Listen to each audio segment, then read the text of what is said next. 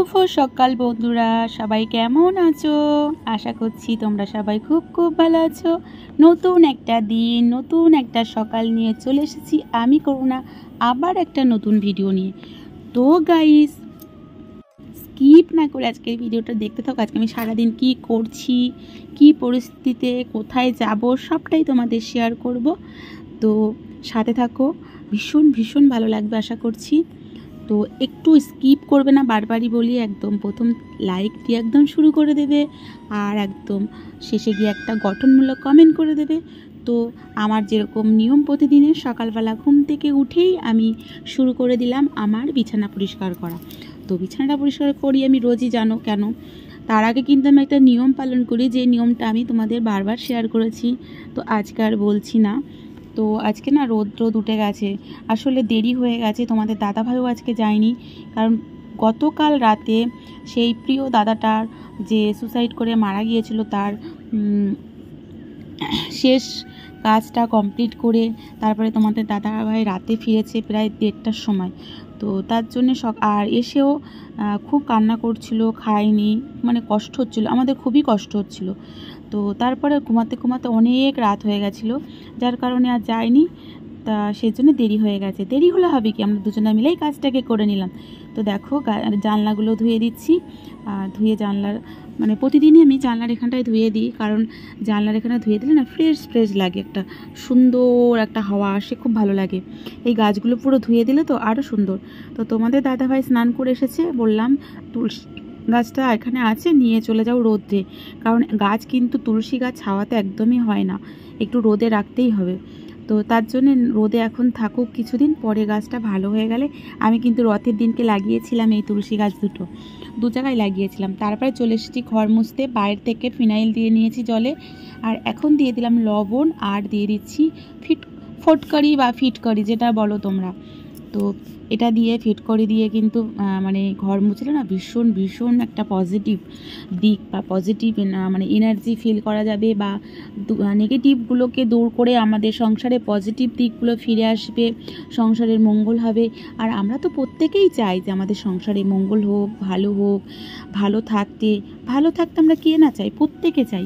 তাই সেই ভালো থাকার জন্য আমরা প্রতিনিয়ত আমরা লড়াই করছি সংসারের সাথে, আর প্রতিনিয়ত নিয়ম পালন করে চলছি। যতটা নিয়ম আমরা করতে পারি ভালো থাকার জন্যে, হয়তো সবটা পারি না করতে, কিন্তু যতটা পারি চেষ্টা করি। তো তারপরে যথারীতি ঘরটা মুছে নিচ্ছি। তবে সব কিছু তোমাদের ক্যামেরাবন্দি করে দেখাতে পারি না, আমার না স্ট্যান্ডের জন্যে। তো আর একটা কথা বলি, জানো তো, অনেক দিন আগে আমার দুটো দিদি ভাই কমেন্ট করেছিল আমার বাড়িতে আসতে চাই। তো আমি না তখন এত ভালো বুঝতাম না, এখন বুঝি বাড়িতে আসলে কিন্তু ভালো হতো, একটা ভিডিও করা যেত, খুব ভালো লাগতো। তো তারপরে মোটামুটি আমার ঘরটা মোছা হয়ে গেছে, আর চ্যানেলের বড়োদেরকে প্রণাম, আর ছোটোদেরকে বুক ভরা ভালোবাসা থাকলো। তো তোমরা দেখতেই পাচ্ছ আমি কিন্তু খুব তাড়াহুড়ো করেই কাজ করছি, কারণ দেরি হয়ে গিয়েছে। তো দেরি হয়ে গেলে তোমাদের দাদা ভাই আর আমি দুজনে মিলেই কাজ করি, কারণ ও আর এই বিড়ালটা দেখেছো, ও মানে আমি এখানে ক্যামেরা করছি, ওর ক্যামেরার সামনে মানে ফোনটা সামনে এসে বসে আছে, সবসময় ফোনটা সামনে এসে বসে থাকছে। তো তারপরে দেখো জামা কাপড়টা না আমি অনেক সকালেই ভিজিয়ে দিই, তাহলে কি বলো তো আসতে হয় না। জামা কাপড় একটু বেশিক্ষণ ভিজিয়ে রাখলে যেহেতু নোংরা নেই, আর আমি তো এখন প্রতিদিন বেড কভার চেঞ্জ করছি, কারণ যেখানে জামা কাপড় মেলছে না পিঁপড়ে প্রচণ্ড। তো সেগুলো যতই পিঁপড়ে বেছে বেছে আনছে, দেখো বসেছে ক্যামেরার সামনে বসেছে, তো আমি আবার তাড়িয়ে দিলাম। তো কী বলো তো, পিঁপড়ে হচ্ছে, আর মনে হচ্ছে কি সবসময় মনে হচ্ছে শরীরে জ্বালা জ্বালা হচ্ছে, এটা আমারও হচ্ছে, আমার ছেলেরও হচ্ছে, আমার হাজব্যান্ডেরও হচ্ছে, মানে শরীরে শুধু জ্বালা জ্বালা, পিঠ জ্বালা জ্বালা সব। তাই প্রতিদিন রাতেই বেড কভার চেঞ্জ করে দিচ্ছি, মানে শোয়ার সময় বেড কভারটা চেঞ্জ করে শুচ্ছি। তাও জানি না মানে এরকম সমস্যা কেন হচ্ছে। কেউ কি যদি জেনে থাকো কোনো দিদি ভাইরা, তবে একটা টিপস বলে দিও, সেটা আমি করব।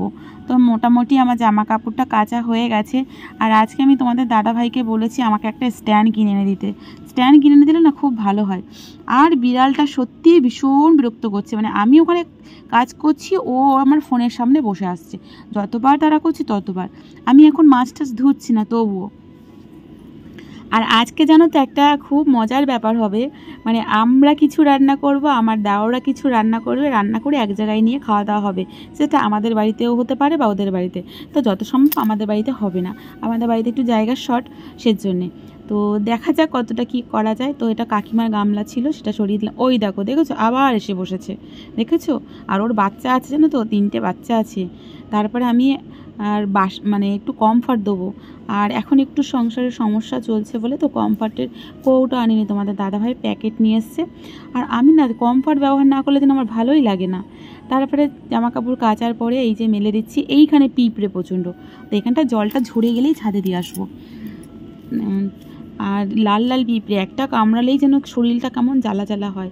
তো ওই জন্য গামছা টামছা এগুলো দিতে চাই না, তো এক্ষুনি সরিয়ে নেবো পিঁপড়ে এখানে আসার আগেই, মানে জল ঝরে গেলেই এই মোটামুটি ছাদে দিয়ে আসবো। তো আমার তো দেরি হলে আমি এরকম স্টেপ বাই স্টেপ কাজ করি, তোমরা কি করো? তো আমার অনেক দিদি ভাইরা জানি আরও সুন্দরভাবে কাজ করে, পরিষ্কার পরিপাটি করে খুব সুন্দর গুছিয়ে কাজ করে, খুব সুন্দরভাবে কথা বলে, আমার খুবই ভালো লাগে তাদেরকে। বাট আমি সেরকম সুন্দরভাবে গুছিয়ে কাজ করতে পারি না, বা সুন্দরভাবে কথা গুছিয়েও বলতে পারি না। তো আমার কোথাও যদি ভুল ত্রুটি থাকে আমার দিদি ভাইরা বা আমার বন্ধুরা আমাকে বলে দেবে। আর আমার ভিডিওর কোনো অংশ ভালো লেগে থাকলে সেটাও অবশ্যই জানিও, ভালো লেগে থাকলে একটা কমেন্ট অন্তত করো লাইক দিয়ে। তো মোটামুটি এখানে দেখো, আর আমার না প্রতিদিন জামা কাপড় এত হয়, মানে আমার যে কাকা শ্বশুর আছে না, বলে তুমি না ধোবা বাড়ি করে রাখো সব সময়। মানে এখন তো মনে হচ্ছে এরকম কম, আমি প্রচুর কাচতে ভালোবাসি, বাসনও মাজতে যেমন ভালোবাসি কাচতেও। তো তারপরে স্নান টান সেরে ঠাকুরের বাসন কলে কাকিমা কাজ করছে, কাকিমাও স্কুলে যাবে, সেজন্য কাকিমারও তাড়াহুড়ো আছে। তো আমারও পাপার সঙ্গে স্কুলে যাবে, তো আমিও তাড়াহুড়ো করছি। তো সেই জন্য আমি ওদিকে ভাত, মানে আমি কি করি, আমার দেরি হলে ভাতটা বসিয়ে দিয়ে ঠাকুরের এখানটায় চলে আসি, ওটা হতে থাকে আমার এদিকে পুজোর কাজটাও হয়ে যায়। তো দেখো আমি বাসনগুলো মাজছি আর আমাদের কাকিমার সঙ্গে আমি কথা বলছি, কারণ ওই যে দাদাভাইটা মারা গেছে না, সেই দাদাভাইটার কথাই বলছি।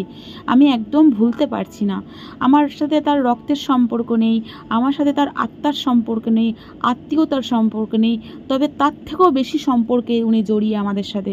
মানে আমার প্রেগনেন্সি অবস্থায় ওনারা বা বাচ্চা হওয়ার সময় ওনারা, বা সেই থেকে মানে আমার ছেলের অন্নপ্রাশন যা করেছি, কোথাও ঘুরতে গেছি, উনি আমাদের জন্য যতটা করেছে আমাদের কেউ করেনি ততটা, মানে আমার নিজের কেউ করেনি।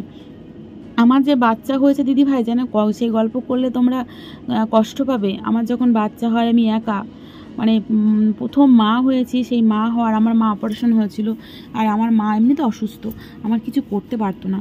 তো আমি হসপিটালে দিদি ভাই ছিল 1 দিন 2 দিন, তারপর আমি একাই ছিলাম, একাই। তারপরে বাড়িতে এসেও এই বাচ্চাকে আমি একা মানুষ করেছি। কিন্তু প্রথম মা হলে অনেকে বোঝে না, কিন্তু আমি সেই বাচ্চাকে একাই সব কিছু করেছি। তবে তোমাদের দাদাভাই আমাকে সাপোর্ট করেছে বা ও হেল্প করেছে। এমন সময় হয়েছে মানে বাথরুমে যাব কিন্তু যেতে পারছি না, বাচ্চা কোলে কাঁদছে। তোমাদের দাদাভাই কাছ থেকে এসেছে, তারপরে ওকে ধরেছে, তারপরে গেছি। তো মোটামুটি আমার জামা কাপড়, এই ঠাকুরের বাসন ধোয়া হয়ে গেছে, এবার যাব ফুল তুলতে। তো এখন না বেশি ফুল হচ্ছে না গাছে, তো সে কষ্টের কথা মনে পড়লে সত্যি খুব কষ্ট লাগে, খুবই কষ্ট লাগে। তো মাঝে মাঝে ওই দাদা বা ওই দিদি ভাই, আমার মানে দাদার ওয়াইফ যে অনেকটাই করেছে, যেটুকু করেছে আমি কখনো ভুলবো না, কখনোই ভুলবো না। তো তারপর দেখো ফুল তুলতে চলে এসেছি। মানুষের যে উপকার মানুষ একটুও করলে কখনোই ভোলা উচিত নয়, কারণ তাহলে জানো তো সে মনুষ্যত্ব মানে তার থাকে না, বা তাকে মানুষই বলা হয় না। তাই আমি যতদিন বাঁচবো মনে রাখবো। আর মানে সত্যি উনি মানে সুসাইড করেছে, কোনো কারণে হোক যাই হোক চলে গেছে আমাদেরকে ছেড়ে, আমরা ভীষণ কষ্ট পাচ্ছি। তোমাদের দাদা ভাই তো খাচ্ছে না, ভীষণ কান্না করছে জানো, শ্মশানে গিয়ে কোলে করে ধরে শুধু চুমু খাচ্ছে দাদাকে। তো তারপরে যথারীতি আমি রান্নাঘরে চলে এসেছি, আর আমার দেওর বলেছে, আমি গেছিলাম, দেওর বলছে এখানে রান্না করতে মাংস, তাই বললাম আমি ভাতটা করে এসেছি, ভাতটা আমার হয়ে গেছে, অনেকটা ভাত করেছি, তাহলে তোমাদের বাড়িতে সব কিছু খাওয়া দরকার নেই, কী করি বলো তো, আমি কিছু রান্না করি, তুমি কিছু রান্না করো, করে একসাথে খাওয়া দাওয়া হোক। তবে এইটা হচ্ছে বেলে মাছ, তোমরা কি জানো নাকি? খুব সুন্দর, বাট আমি খাবো না মাছটা। তো আমি বললাম আমি মাছ আর ভাত, মাছটা কালিয়া করে নিয়ে আসি আর ভাতটা নিয়ে আসি, আর তুমি চিকেনটা করছো। আর আর কাকিমা কি রান্না করে দিয়ে যাচ্ছে। তো যথারীতি মাছটা কালিয়া করার জন্য আমার যা যা দরকার সেগুলো আমি গুছিয়ে নিয়েছি। আর এগুলো গুছাতে গুছাতে আমি কিন্তু ওই যে জামা কাপড় মেলেছিলাম ওগুলো আমি ছাদে দিয়ে আসছি, মানে দিয়ে এসেছি। ছাদে প্রচণ্ড রোদ। তো যথারীতি দেখো মশলাটা কষানো হয়ে গেছে আমার।